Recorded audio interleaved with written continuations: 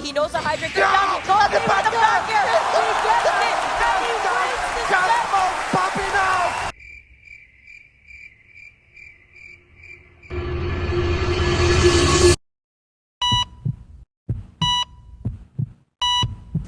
We're gonna need a scalpel stat.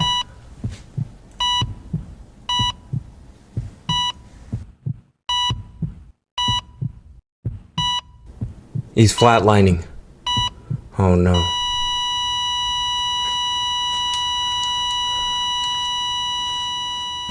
Mark the time of death.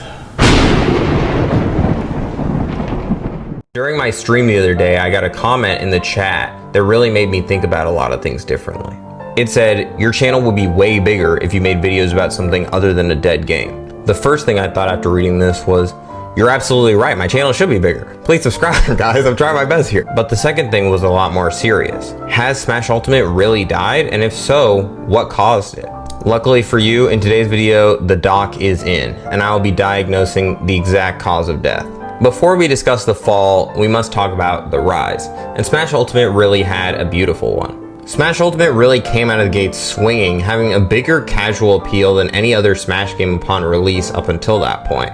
And this really made the audience for Smash Ultimate massive. The biggest Smash tournament for any Smash game ever was a Smash Ultimate tournament, and there will really never be any offline tournament for another Smash game that is at least released prior to Smash Ultimate that will surpass that. As the community, this was really an amazing time because we were getting money now, sponsors were joining, the tournaments were massive, the game was super polished, and it was getting updates and balance patches as it went on. This was when we started to get absolutely colossal tournaments such as Genesis 6, Evo, and Frostbite. And some of the game's greatest storylines really came out during this time. For example, Tweak being a player who could really pilot any character to a super top level, and you just didn't know who he was going to play. Or MKLeo going on one of the craziest runs during his peak that has ever been displayed in any form of competition, which you can learn more about in my last video. I'll put it right here.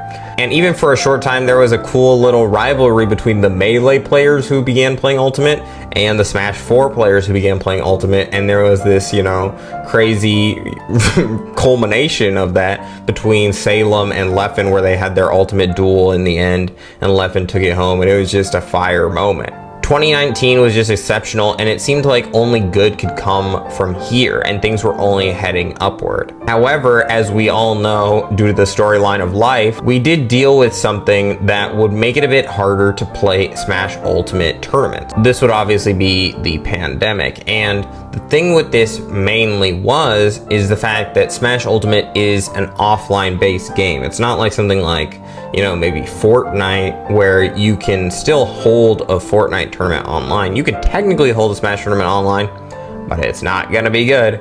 And these did take place. There were many Smash Ultimate tournaments where some of the greatest players, the MKLeos and the Tweaks, would just be doing terrible very often. Mark of a top player.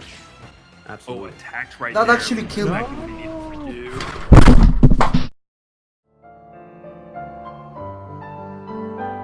And players like Light just decided to stop playing the game in general during this time because he just said online was a joke, which he's not necessarily wrong.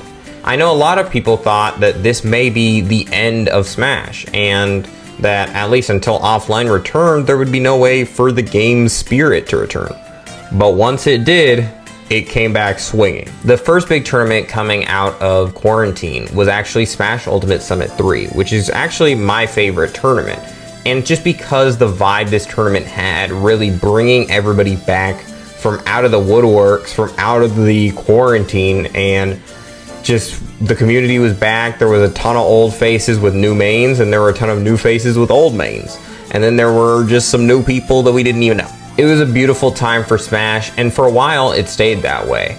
For pretty much all of 2021 and maybe the first half of 2022, we just had this nice rivalry between MKLeo and Spargo to see who would take the throne. I would say things slightly began to be shaken up, however, when it came to the tournament known as Glitch. If you just look at this tournament from a grand finals perspective, it really wasn't that crazy. It took place just a week or two after the Smash World Tour, and Cosmos, the person who got second place at Smash World Tour, was able to take it home, defeating Zomba, who also got top 8 at that tournament. Neither of these things were strange. However, a player known as Jake was able to find a good amount of success with a character that people oftentimes actually disregarded, known as Steve. He was able to beat a number of pretty top-level talent players, and people kind of wrote it off as either a fluke or maybe this guy's just weirdly good at this weird character. But this was not the case. During this time, there were kind of rumblings and rumors from the Japanese side of Smash that there was something more going on underneath the hood. There was a supposed 15-year-old talent named Akola who had only attended 5 tournaments, and he had gotten first at every single one of them except for one. And you may say, but what tournament did he not get first at? What was his placement?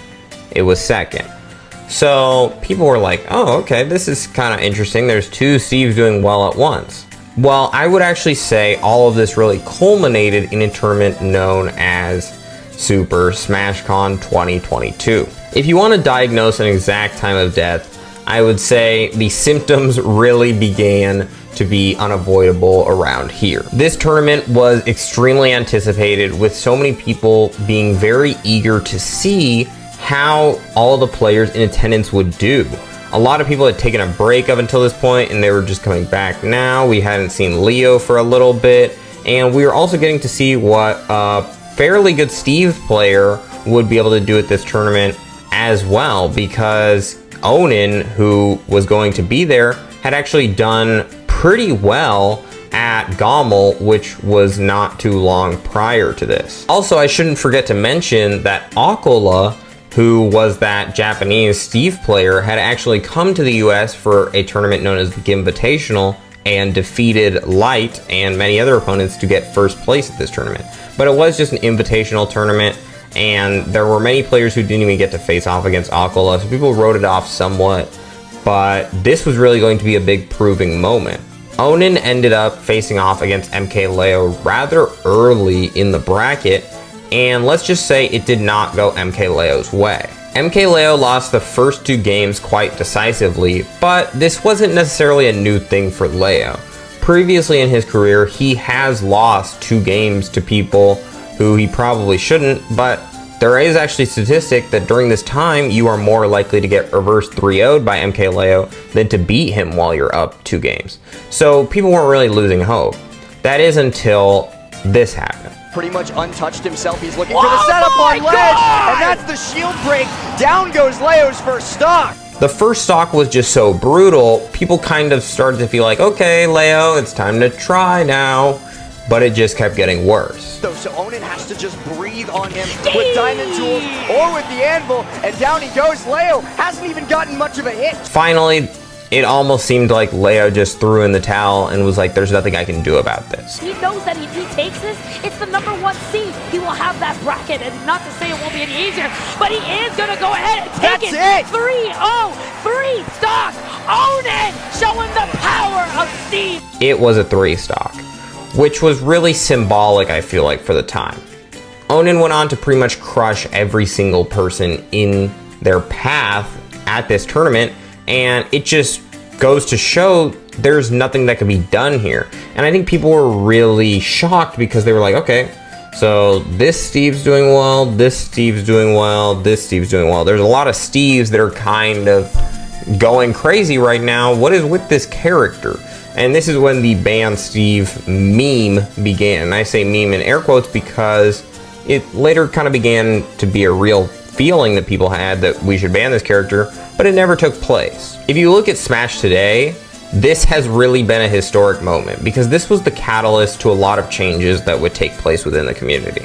I'd say this was just the straw that broke the camel's back, but there was definitely some things that were building up until this moment that just hadn't been brought to light until then. If you go to any top 64 of a big major tournament, the percentage of Steve will be the highest percentage of any character in that tournament, and for a good reason.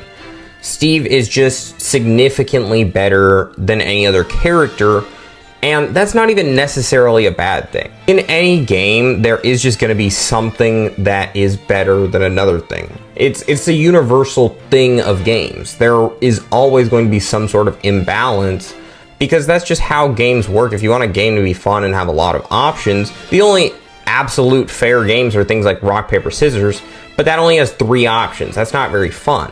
So you kind of have to make something at least somewhat imbalanced if you want to prevent the game from actually getting repetitive and be able to be played for many, many, many hours. The real problem with Steve doesn't even really lie in his power, but more so his playstyle. With him being a character that prefers to avoid combat and rather wall himself away from the opponent and just mine for resources repeatedly. And this is just not good because people obviously aren't going to have as much fun fighting a character that is not trying to fight them at all. It really prevents you from playing the game as opposed to promotes playing the game. And I don't want to blame this all on Steve because if you look at the characters that are at the very upper echelon of the game, they all do this. Characters like Mr. Game & Watch punish you very heavily for touching his shield, and characters like Sonic just run away if they have the lead. And because of this, we're in a meta of the game where you just don't fight people anymore. If you looked at Smash Ultimate when the game first began, it was a lot of really rushed down heavy characters. And people would bash this too, and they were annoyed with it because it's like, what do I do? This guy's just running after me and mashing. Bro, there's so many people that would pray to go back to the mashing era. What we got now is crazy. I mean, for example, just look at this footage from Watch the Throne. This is maybe one of the most anticipated tournaments in the entire history of the game, and they really built this up to be like the modern day Smash Ultimate Summit.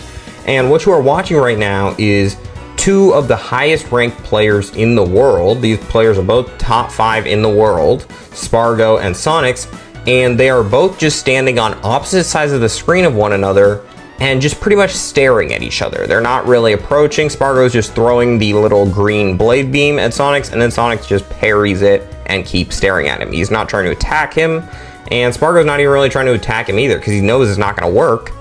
But that's just the game we play, and they're just doing this because they're trying to run out the clock until it's really low, and then they'll start fighting.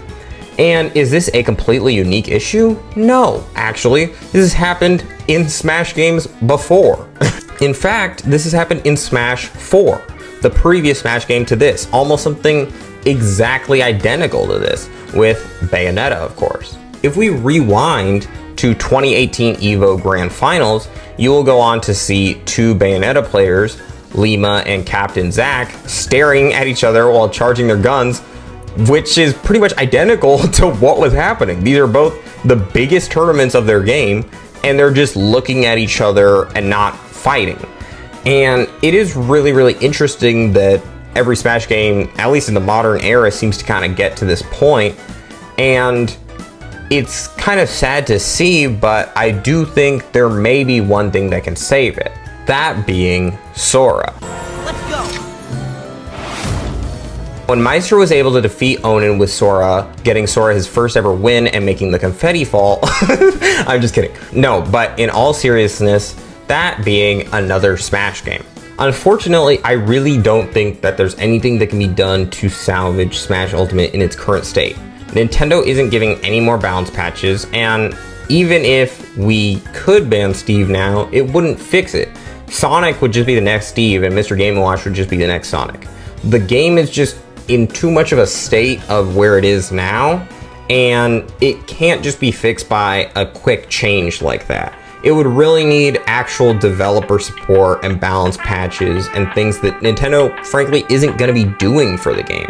So if you don't like the current state of the game, that's unfortunate, but it's not gonna drastically change unless Nintendo makes drastic changes. Now on the Switch 2, will it maybe be a port of Smash Ultimate but with some new balance changes? I think that's possible. Will it be a new game? I think that's possible too. But in Smash's current state, it can't just revive itself. People obviously are unhappy with the way things are, and change needs to be made. Maybe if we had banned Steve earlier, but now people are too used to the character and the meta has adapted around him. So yeah, be sure to leave a like on this video and leave in the comments down below what you guys think about this. Do you guys agree that that is kind of when Smash Ultimate began to decline, or do you guys think it was earlier or later? Or are you guys still loving the Smash Ultimate meta and you think it's awesome right now? If so, you're insane. But I love you for it though. Be sure to subscribe because we're on the road to 600, and thank you so much for 500 subscribers, guys. See ya. I didn't think my mom or my dad think it's funny that I'm spending all that money. I know I can't afford it. Wish they would just check it. Get me a stethoscope. He's in critical condition.